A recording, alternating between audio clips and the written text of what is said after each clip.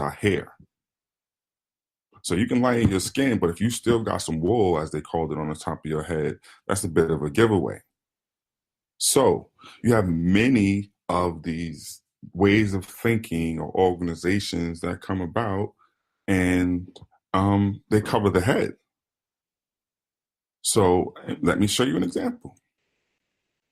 Here you go. Negro in turban tour south, right? The Negro pastor of Holy Trinity Lutheran Church in Jamaica, Queens, said yesterday he wore a rented purple turban during a recent visit to Mobile, Alabama, and was treated like a visiting dignitary. Reverend Jesse Wayman Rout, who speaks 6 languages and holds 3 degrees, said in an interview with the Long Island Press that his experiment with the turban enabled him to meet white civic, social, and political leaders during a week stay in Mobile. I just told them I was an apostle of human relations, seeing how other people lived.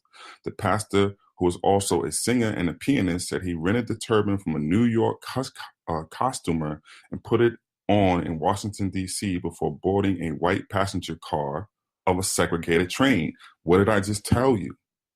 They got certain privileges if you were a foreigner, even if you were of the same hue. So what did he do? He was able to sit in the white passenger car because they thought he was a foreigner because he had this exotic looking turban on his head. Thereafter, he said he merely stared back at the quizzical, spoke with a slightly Swedish accent, and ate in diners and restaurants for whites. Reverend Mr. Rout said no one asked him if he were a Negro.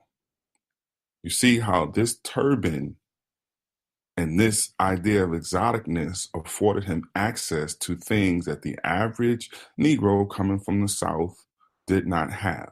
He was treated like a white man. He was given the seats in the train. He was able to go to the restaurants and the whole bit. Putting on a turban did this, right?